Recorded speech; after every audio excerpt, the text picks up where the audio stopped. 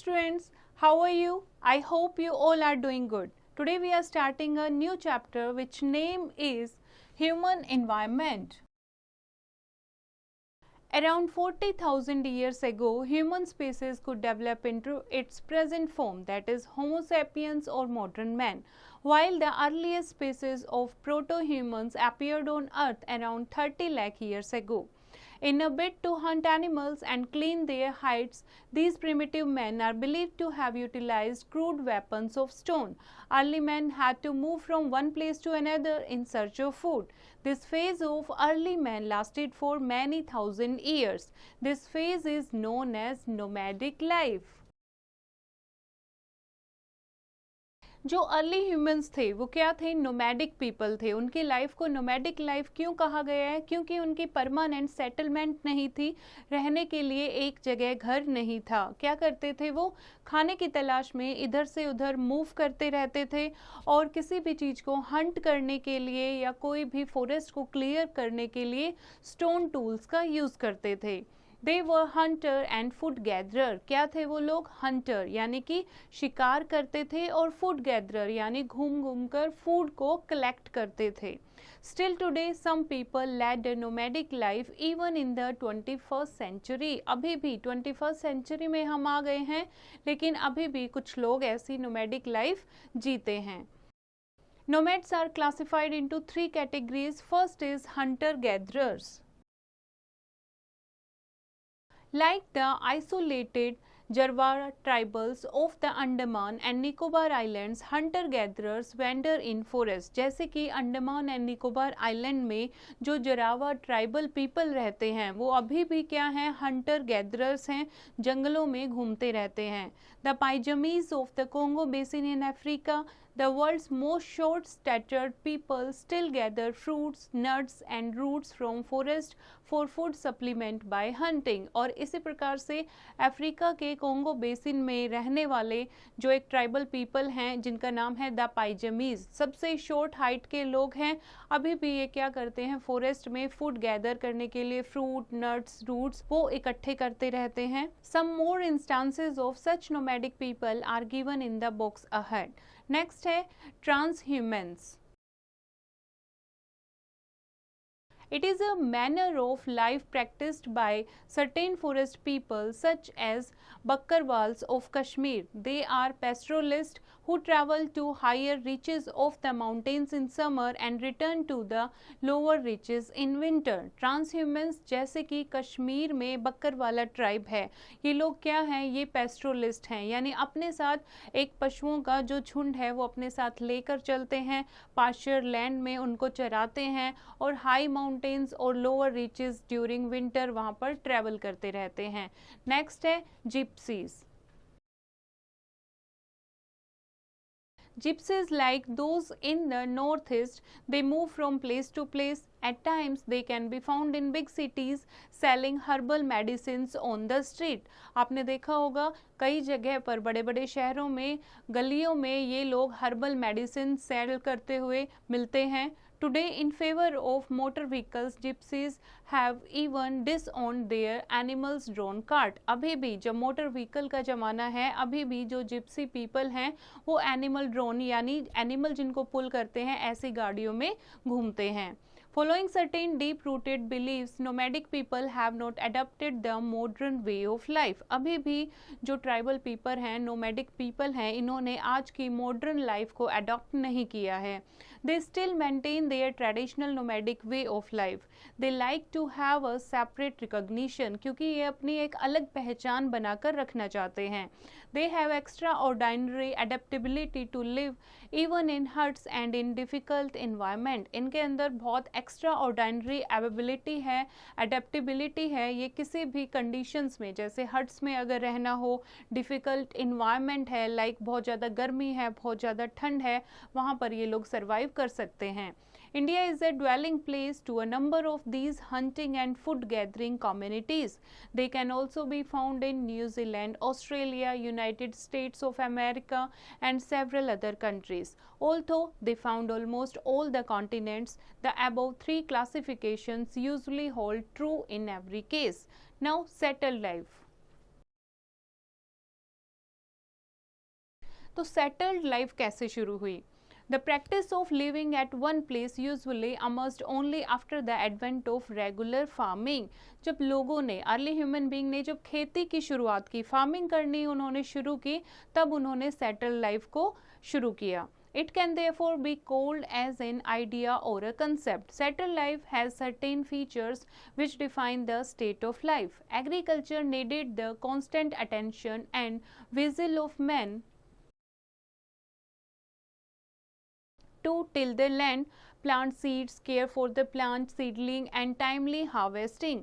एक जगह पर जब आप फार्मिंग करते हो तो वहाँ पर बीज बोना, उसके बाद प्लांट की टेक केयर करना, सीडलिंग, हार्वेस्टिंग, सारे कामों को ऑब्जर्व करने के लिए मैन का वहाँ होना जरूरी था. All this took time and had a major impact on settle life. इसलिए उन्होंने क्या किया, एक ही जगह पर वो सेटल होने लगे, जहाँ फार्मिंग की वहीं पर वो घर बना के रहने लगे. It also led to the expansion and growth of population. और इस तरीके से धीरे धीरे जो ग्रोथ हुई ह्यूमन बीइंग की और पॉपुलेशन इंक्रीज होने लगी. At this stage, man engaged in cultivating some crops, rearing animals and permanent shelters. और अब इस स्टेज पर जो नोमैडिक पीपल थे वो कल्टिवेशन में अंगेज हो गए थे, कुछ क्रॉप ग्रो करने लगे थे, एनिमल्स को रियर करने लगे थे और परमानेंट शेल्टर यानी कि परमानेंट घर बनाकर रहने लगे थे. One of the earliest settlements was in the Middle East. Here, village settlements had developed about 8,000 years ago. This settlement of people needed protection from nomadic and wandering tribes. The houses at Katal Hayuk in southern Turkey and interconnected roofs for safety reasons. Now people use these joined roof to collect in groups because of the fear of being suddenly attacked by wandering tribe. और यहाँ पर क्या कर रखा है उन्होंने, इस type की सेटलमेंट बना रखी है जो इनकी रूफ है वो इंटरकनेक्टेड है. क्यों? Because of the safety reason. दूसरे ट्राइबल पीपल इनके ऊपर अटैक ना करें, खुद को प्रोटेक्ट करने के लिए इन्होंने ऐसा तरीका अपनाया. About 8,000 years ago, settlements had also developed in India in the Garo hills of northeast and Salman and Kirthar hills in the northwest. और इसी तरीके से 8,000 years ago settlements had also developed in India in the Garo hills of northeast and Suleiman and Kirthar hills in the northwest. People lived in villages, developed agriculture and reared animals. इस तरीके से लोगों ने गांव बनाने शुरू कर दिए. गांव में रहने वाले जो लोग हैं वो एग्रीकल्चर करते हैं और एनिमल्स को रियर करते हैं. In the Vindhyas in central India, at somewhat later time, rice was also cultivated. और विंध्यास में राइस की कल्टीवेशन भी शुरू हो गई थी. Reasons for development of settled habitations. Settled habitation की क्यों ज़रूरत महसूस हुई, क्या कारण था इसके पीछे? There are many possible reasons for the development of this new stage of life. The following factors however played the most crucial role in development of settlements. जैसे introduction of farming and invention of tools helped man choose permanent sites for settlements. Farming की introduction यानी खेती करना उन्होंने शुरू किया, invention of tool बनाना शुरू किया, तो उससे क्या हुआ, उन्होंने एक परमानेंट साइट पर रहना शुरू कर दिया. Second, climatic changes which took place between 10,000 and 7,000 year ago forced people to move to better locations. 10,000 7,000 साल पहले जो क्लाइमेटिक कंडीशन चेंज हुई थी उन्होंने लोगों को एक जगह पर अच्छी लोकेशंस पर रहने के लिए मजबूर कर दिया. For example, the Sahara in Africa was an area of dense vegetation between 8,000 to 7,000 years ago. When it is turned into a desert, the people who lived there migrated to other continents. जैसे कि सहारा in Africa में जो लोग रहते थे वहाँ पर एक टाइम पर क्या थी, डेंस वेजिटेशन थी, लेकिन कुछ टाइम के बाद ये डेजर्ट में चेंज हो गया. डेजर्ट में जब चेंज हो गया तो लोगों ने यहाँ से माइग्रेट होना शुरू कर दिया और दूसरे कॉन्टिनेंट में जाकर रहने लगे. Now here is a way of life, here is a case study. Hunting and food gathering is a way of life with some people. They refuse to come out of forest. जंगलों से बाहर आने से वो बिल्कुल भी agree नहीं हैं, वो मना करते हैं साफ. The term tribe is generally used for traditions. Tribe का मतलब क्या है? Traditions. However, it has come to be associated with people who are still following a nomadic way of life. The Jarwas of Andaman and Nicobar Islands, the Semengs of Malaysia, the American Indians living in the Amazon basin, all of whom live in perfect harmony with their environment. Their houses are semicircular with thatched roof. इनके जो घर हैं वो semicircular shape में बने हुए हैं, कच्ची छतें हैं. And the Aborigines of Australia and the Bushmen of the Kalahari Desert still wander in family groups in search of fresh hunting places. अभी भी ये जो लोग हैं अपनी फैमिली के साथ जंगलों में मूव करते हैं ताकि इनको हंटिंग के लिए कोई फ्रेश प्लेस मिल सके. Their simple shelters known as wurleys are made of branches of tree, grass and tufts. The Mashia in East Africa wander in search of pastures and water supply. इस तरीके से अलग अलग type के जो tribe हैं ये अकेले जंगलों में रहना पसंद करते हैं, अपने ट्रेडिशन को जिंदा रखना चाहते हैं, इसीलिए ये दूसरी सोसाइटी के साथ मिक्स होना नहीं चाहते. Now third reason is seasonal changes like seeds germinating into saplings, growing into plants and subsequent stages of flowering and ripening give man the knowledge of when to get fruits of plants. जैसे कि season जब change होता है उसके according कैसे पौधे उगते हैं, कैसे वो एक प्लांट बनते हैं, कैसे उन पे बीज लगते हैं, कैसे वो पकते हैं, तो इससे लोगों को नॉलेज आई. एक जगह पे उन्होंने जब रहना शुरू किया, प्लांट्स को ऑब्जर्व करना शुरू किया. Availability of resources for living such as clean air, water, fruits, vegetables और इवन एनिमल्स फॉर हंटिंग. जब उनको एक ही जगह पर सारे रिसोर्सेज अवेलेबल होने लगे, जैसे कि रहने के लिए जगह, clean air, water, fruits, vegetables और इवन एनिमल्स फॉर हंटिंग, तब उन्होंने एक ही जगह पर रहना शुरू कर दिया. Marriage, kingship and security of family and tribe were some of the major attractions of settled life. जब वो लोग एक ही जगह पर रहना शुरू कर दिया उन्होंने, तो वहाँ पर मैरिज होने लगी लोगों की, वहाँ एक जो फेमस लीडर बनाने लगे, उसे किंगशिप देने लगे एंड सिक्योरिटी हो जाती थी फैमिली की, और इस तरीके से वो लोग एक जगह पर रहना पसंद करने लगे. The above influences factors led to considerable expansion of population, और इस तरीके से population भी increase होने लगी. There were also advances in development of tools and technological activities as well as cultural activities. और इस तरीके से जब सब लोग ग्रुप में रहते थे, टेक्नोलॉजिकल एक्टिविटीज़ भी बढ़ने लगी थी, टूल्स के डेवलपमेंट में भी एक चेंज आने लगा था, एंड इवन कल्चरल एक्टिविटीज़ भी काफ़ी बढ़ने लगी थी. Now next is types of settlements.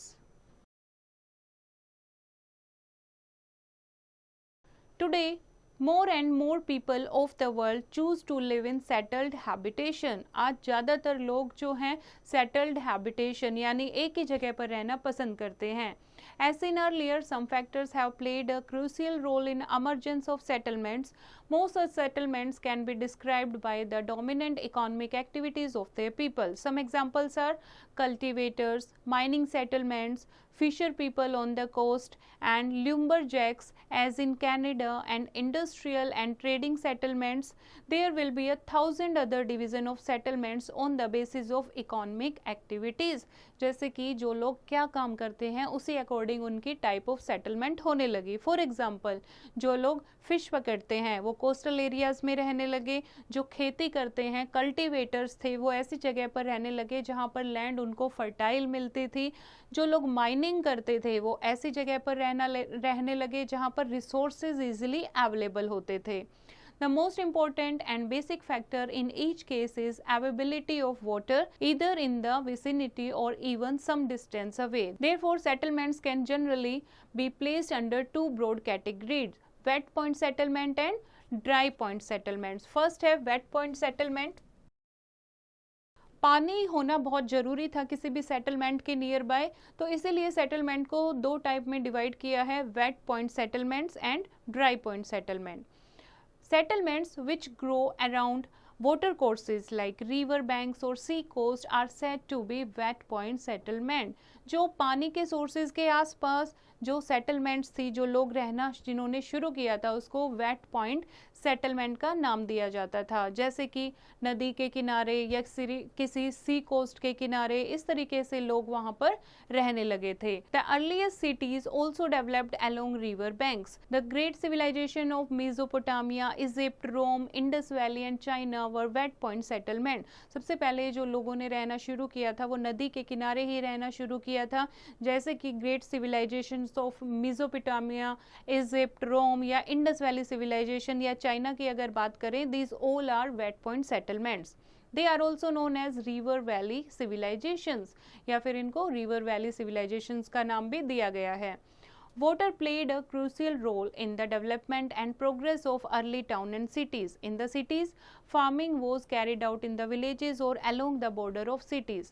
The people of the city developed other craft. In these cities, farming was carried out in the villages or along the borders of cities.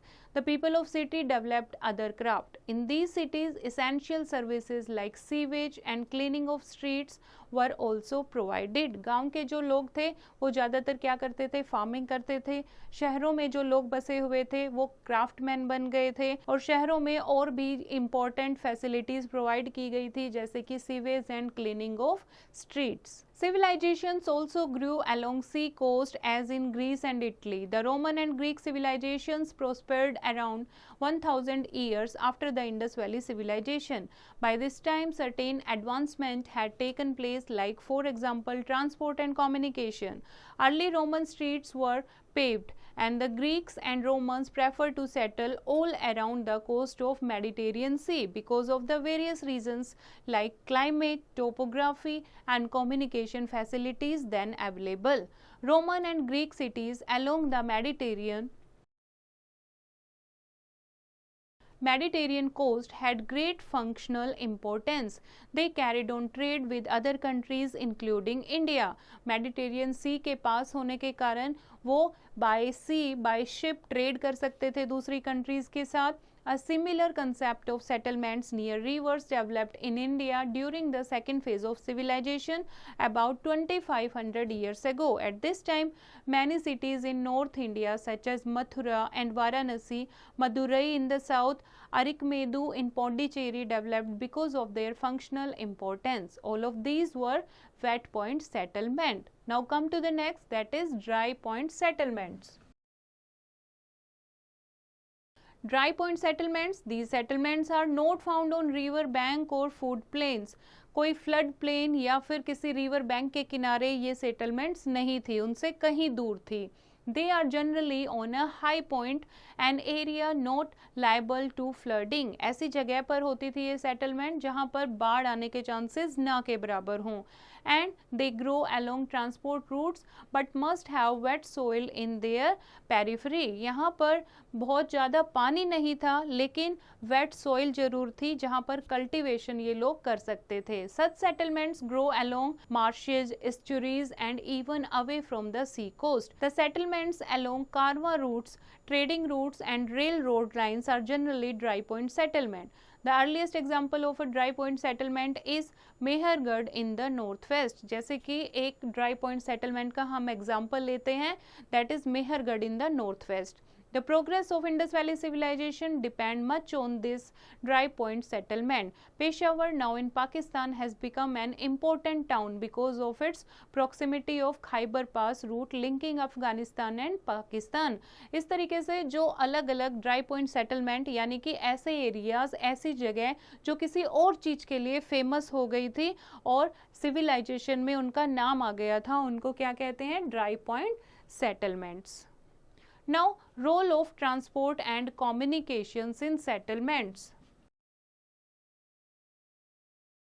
A transport and communication network has always played an important role in human-environment interaction.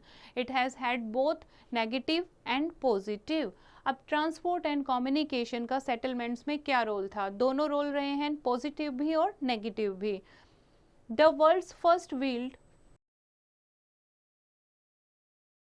vehicles were used during the early civilizations in 3500 BC. 2000 years ago, the Romans became the first to use metalled rods for conducting war. सबसे पहले 2000 year यानी 2000 साल पहले Romans ने first use किए थे metal road जो कि वॉर करने के लिए यूज किए गए थे. Need for transport had even caught the attention of Renaissance artists like Leonardo da Vinci, and he had made drawings of a helicopter like flying machine, a tank and a submarine. Even if actual machine could have been invented back even then, they could not have been used because suitable engines and fuel such as petrol had not been invented. Even after relentless scientific experimentation pursued, horse-drawn coaches were used in 16th century Britain, and in the 17th century horse-drawn passenger coaches were run on rails. The age of railway began in Britain in 1825. By 1875, steam railway engines and steamships also made their appearance in Britain. The main feature of the role of means of transport and communication are as follows. पहले के ज़माने में कोई भी fuel यानी petrol diesel नहीं available था, इसीलिए ज़्यादा से ज़्यादा लोग क्या यूज़ करते थे, हॉर्स कार्ट को यूज़ करते थे. पहला जब रेलवे सिस्टम आया है वो कब आया है, जब ब्रिटिश पीपल इंडिया में आए इन 1825, और 1875 में स्टीम रेलवे इंजन का इंट्रोडक्शन भी हो चुका था. नाउ मेन फीचर्स क्या थे means of transport and communication. First is a transport and communication network facilitates movement of people and goods from one place to another. अगर एक अच्छा ट्रांसपोर्ट एंड कम्युनिकेशन सिस्टम होगा तो लोगों को उससे सुविधा मिलती है, लोगों को और सामान को इधर से उधर ले जाने में आसानी होती है.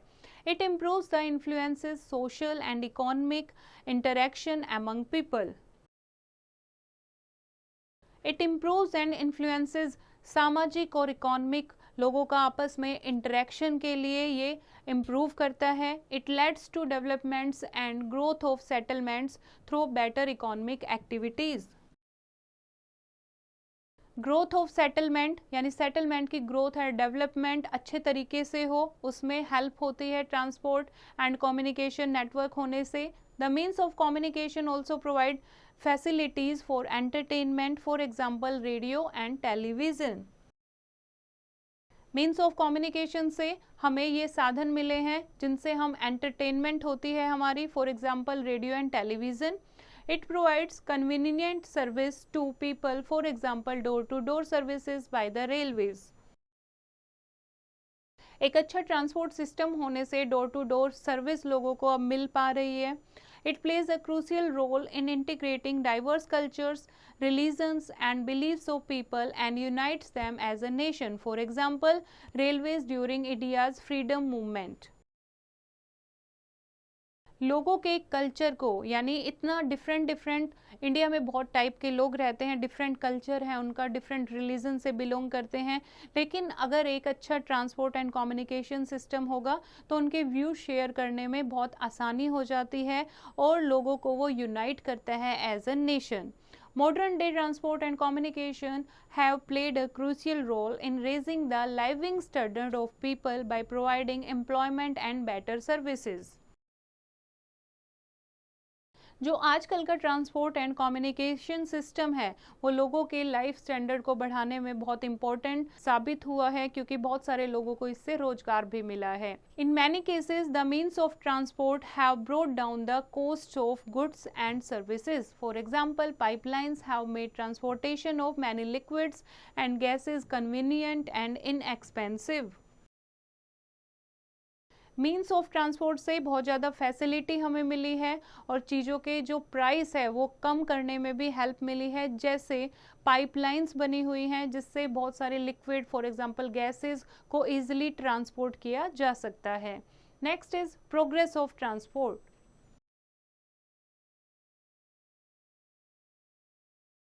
The means of transport have remained the same for the last several decades. Modernization has however led to many improvements in providing comfort, safety and speed. Roadways, railways, waterways, airways and pipelines continue to be important means of transport. First is roadways. कैसे तरक्की की है transport ने वो हम पढ़ने जा रहे हैं. First is roadways. Okay, they are even today unsurfaced and surfaced roads. आज भी अनसरफेस्ड और सरफेस्ड रोड हैं हमारे इंडिया में. अनसरफेस्ड रोड्स आर जस्ट पाथवेज और एनिमल्स ट्रैक्स मेड नेचुरली. अनसरफेस्ड क्या होते हैं? जो अपने आप से जो रास्ते बन जाते हैं. Okay, For surface road, several types of materials like charcoal, rubber, cement are used for coating and finishing. और surface road कौन से होते हैं? जो metallic road होते हैं जिसमें बहुत सारे material की requirement होती है, उनको पूरा एक road बना के finishing दी जाती है. Surface road are also called metal road, and today expressway which have about 6 lanes are meant for fast road transport. The best and dense network of roads is found in two countries of North America, while the United States and Canada, Northwest Europe including Russia, Japan, China and to some extent South America as well. North America has 33 times more roads per 1,000 people than India. In India, modernization of roads has been taken up only recently. अभी India में अभी recently ही शुरू हुआ है road को अच्छी quality का बनाना, यानी रोड की डेवलपमेंट करना. Under the national highway development project work on expressway, golden quadrilateral and link roads has now been undertaken under a scheme involving government as well as private organization. The international highways are also being promoted. और ये आप देखोगे Indian national highways अब जो है road पे transport पे बहुत ज़्यादा ध्यान दिया जा रहा है और बहुत अच्छी क्वालिटी के मेटल रोड को बनाया जा रहा है. नाउ नेक्स्ट है railways. There are at present 3 types of locomotives: electric and diesel, electric and diesel. In the case of electric locomotives, power is supplied by overhead cables. Locomotive जैसे जो बिजली से चलती हैं, इलेक्ट्रिसिटी से चलती हैं, पावर कैसे सप्लाई होती है इंजन्स को? ओवरहेड केबल्स, ऊपर केबल्स तारे लगी होती हैं उससे सप्लाई होती है, जैसे कि आपने मेट्रो ट्रेन देखी होगी. Okay, The diesel electric engines are run on mechanical transmission. The world's fastest trains, that is the TGV train, a Grand Vitesse of France and the bullet train of Japan, are normally electrically powered with the locomotive at each end. There are also transcontinental railways which run from one end of the continent to another and other special train. अब जो है special train यानी train system, railway system इतना ज़्यादा develop हो गया है कि एक एंड ऑफ द कॉन्टिनेंट से दूसरे एंड ऑफ द कॉन्टिनेंट तक भी बाय ट्रेन पहुंचा जा सकता है. These are generally fast trains. Other types of fast trains are monorails like in Germany. This train runs while suspended in air और इतनी फास्ट ही चलती है जैसे कि हवा में कोई जैसे एरोप्लेन चलता है, इतनी तेज इसकी स्पीड है. Many cities of the world like London, New York, New Delhi, Mumbai and Kolkata have underground railways that is called metro rail. It provides fast and comfortable services to city commuters. और जो लोग रोज इधर से उधर जाते हैं उनके लिए मेट्रो रेल बहुत ज़्यादा सुविधाजनक होती है. In India, considerable progress has been made in running railways. Almost all the major routes have now been electrified. जितने भी बड़े routes हैं सबको electrified कर दिया गया है इंडिया में. Railways in India continue to be the main mode of transport for long distance travel as well as movement of freight. और इंडिया में अभी भी See, this is the Indian Railways. इतना वास्ट नेटवर्क है कि लोगों को दूर तक जाने के लिए या फ्रेट सामान को इधर से उधर पहुंचाने के लिए रेलवे को यूज किया जाता है and railway is the main mode of transport. Next is water transport. It can generally be divided into inland waterways and ocean routes. Inland waterways provide water transport services in rivers, seas and big lake. यानी समुंदर में, नदियों में या बड़ी बड़ी lakes हैं उसमें जो वाटर ट्रांसपोर्ट प्रोवाइड किया जाता है उसको कहते हैं inland. In USA, they also provide facilities for international ships to enter the interior reasons for loading and unloading of cargo. Waterways are still the cheapest means of transport. The Suez Canal and the Panama Canal are two great achievements of man in linking continents and providing waterways services. जैसे कि Suez Canal, Panama Canal, ये artificial canals हैं जो human being ने बनाई हैं ताकि जो वाटर का डिस्टेंस है, यानी वाटरवेज का जो डिस्टेंस है, शिप का जो डिस्टेंस इतना लंबा ट्रैवल उनको करना पड़ता था, उसको कम कर दिया जाए. There are 6 major ocean routes, among which are the North Atlantic Sea route is the biggest, and other important routes are the Pacific Ocean route, which connecting South America and the North American continents. Other two routes connect Melbourne in Australia with Buenos Aires in the South America, via the Cape of Good Hope, and the Panama Canal route connecting London with Melbourne via Panama. India has a 5600 kilometer long coast line and 12 major ports. India की coast line जो है वो बहुत लंबी है, that is 5600 kilometer, and India में 12 major ports हैं. Some of these are Mumbai, Kandla, Chennai and Tuticorin are most important, and this is the Indian map of India's sea route and major ports. Now next is air transport. Air transport is the fastest but expensive mode of transport. It is very important in the present era of globalization. जब India इतना ज़्यादा modern हो गया है, पूरा world इतना globalisation हो गया है, एक जगह से दूसरी जगह हमें बहुत जल्दी जल्दी जाना पड़ता है, मीटिंग्स करनी होती हैं, हम ट्रेड कर रहे हैं, तो उसमें एयर ट्रांसपोर्ट जो है वो बहुत इम्पोर्टेंट है, बहुत फास्टेस्ट मीन्स ऑफ ट्रांसपोर्ट है, लेकिन बहुत एक्सपेंसिव है. The United states of America, western Europe, Australia and some countries in South America and Southeast Asia have a very dense network of air routes. Major and busy international airports are London, New York, Paris, Rome, New Delhi, Mumbai, Karachi, Bangkok, Singapore, Tokyo, Los Angeles, Chicago, Buenos Aires and Rio de Janeiro. In India, considerable progress has been made in the field of airways. At present, there are more than 4 major private airlines and 2 airlines in the public sector. अब India में at present 4 major private airlines हैं और 2 airlines in the public sector work कर रही हैं. Okay, and this is the map of Indian air routes. Okay, here is a table of comparison among the different means of transport. For example, roadways, railways, waterways and airways. We are having these 4 means of transport. तो here is the comparison. For example, roadways. Roadways जो है road पर चलते हैं, इसके लिए हमें road चाहिए होते हैं. रेलवेज के लिए हमें ट्रैक चाहिए होते हैं. और वाटरवेज के कहाँ पर चलते हैं, जहाँ पर ओशियन और सीज होता है, यानी पानी में चलते हैं. और एयरवेज किस में चलते हैं, हमारी एयर में, यानी कि हवा में. ओके, रोडवेज जो है शॉर्ट डिस्टेंस के लिए यूजफुल होते हैं. रेलवेज जो है लॉन्ग रूट के लिए यूजफुल होते हैं. वाटरवेज जो हैं ये ईजीएस्ट मीन्स ऑफ ट्रांसपोर्ट हैं, लेकिन बहुत ज़्यादा स्लो हैं. एयरवेज जो है फास्टेस्ट मीन्स ऑफ ट्रांसपोर्ट है, लेकिन बहुत ज़्यादा एक्सपेंसिव है. ओके, रोडवेज के थ्रू हम कुछ ही घंटों में एक जगह पर पहुंच सकते हैं. रेलवेज में ज़्यादा टाइम लगता है. वाटरवेज भी बहुत टाइम लगता है. एयरवेज में क्विकली हम एक देश से दूसरे देश में भी पहुंच सकते हैं. तो ये आप अच्छे से टेबल को रीड करेंगे. Domestic and international air routes. These airlines link more than 100 different countries of the world. Air travel has been made more comfortable and convenient mode of transport than what it was a decade ago.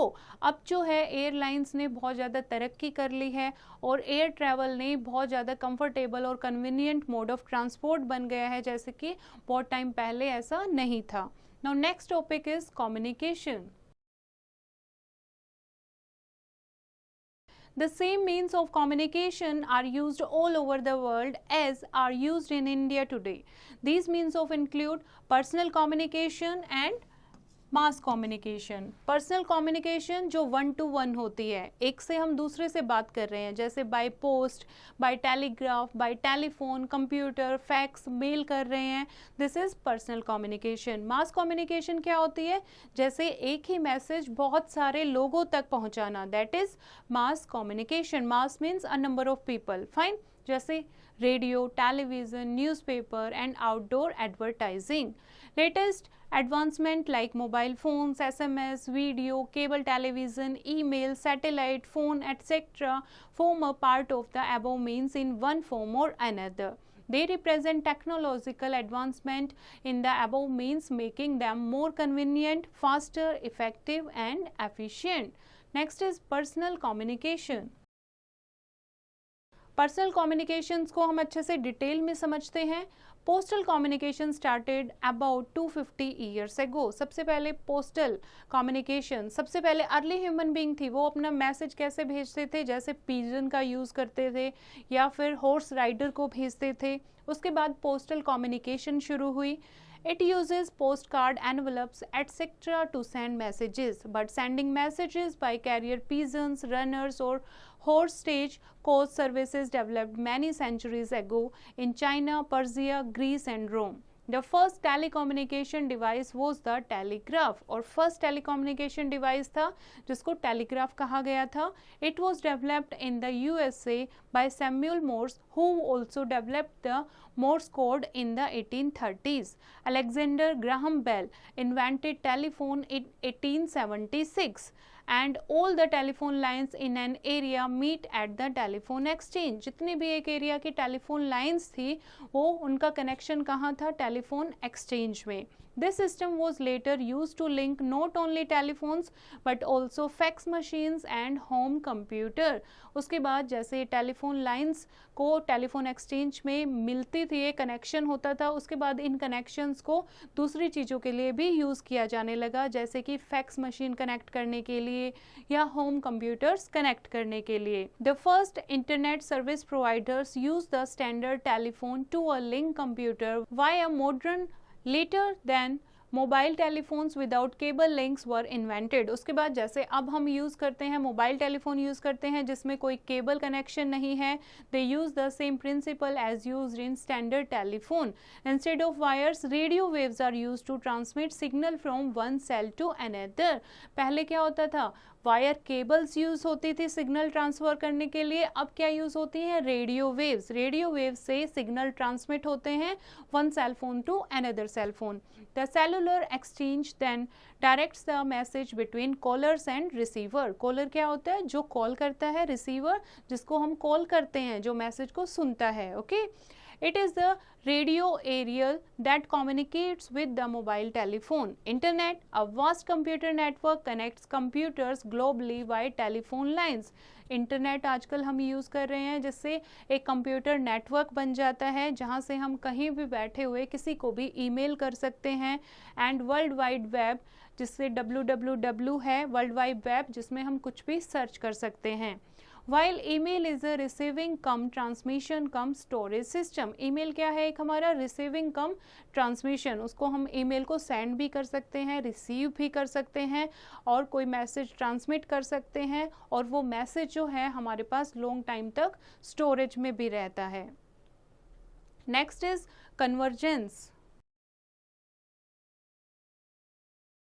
This digital technology is today at work to make integrated use of radio, television, telephone, computer and hundreds of other computer applications. For example, electronic library on computer, जैसे कि computer पर electronic library होती है जहाँ से हम कुछ भी रीड कर सकते हैं। All these are already in use but mass products are yet to become. Now, mass communication. With new technological advancement, radio, television, newspapers, and even outdoor advertising like kiosks, billboards, and hoardings are undergoing revolutionary changes. Today, even a personal telephone with the right type of equipment can be used for conferencing and other forms of mass communication. आजकल Android mobile phones हैं जो कि mass communication के रूप में, mass communication के लिए अगर हमें यूज़ करना हो तो हमें उसे भी एज ए इक्विपमेंट यूज़ कर सकते हैं. Now even Electronic newspaper can be accessed on computers or on television with the push of a button on the remote. और आजकल हम इलेक्ट्रॉनिक न्यूज़पेपर भी इजीली एक्सेस कर सकते हैं, इजीली इंटरनेट पर अवेलेबल होते हैं. 3-dimensional graphic and animation are finding wide applications in mass communication. Next is global society. Modern modes of transport and communication have brought the people of the world close together. आजकल इतने ज़्यादा modern methods आ गए हैं transport and communication के कि इतनी बड़ी दुनिया को उन्होंने बहुत क्लोज लाकर रख दिया है. Recognizing this reality, global society is also an extension of this term. It is also described as global civil society और इसको हमने क्या नाम दिया है? Global society. Okay? This concept is also promoted by the United Nations to seek peace and security. और इस concept को United Nations ने पूरे वर्ल्ड में पीस और सिक्योरिटी मेंटेन करने के लिए भी यूज़ किया है. It is based on cooperation of private sector and social organizations world over. The United Nations, which has been so far active in government sector, is now poised to play extended role in promoting many efforts of civil society organization among its member countries. The theme of global society has the following objective. और global society, ये United Nation ने जो एक project बनाया है global society, उसके क्या objective हैं? Creation of social environment promoting free flow of people between countries of the world. World की अलग अलग कंट्रीज़ हैं, वहाँ पर रहने वाले लोगों में एक फ्री फ्लो हो, ईजिली वो लोग बात कर पाएँ, ईजिली एक दूसरे से मिल पाएँ. तो इससे क्या होता है? सोशल इन्वायरमेंट जो है वो डेवलप होता है, क्रिएट होता है. Getting acquainted with the challenges faced by the United Nations in areas such as HIV/AIDS, global poverty, peace and security, hunger and sustainable development.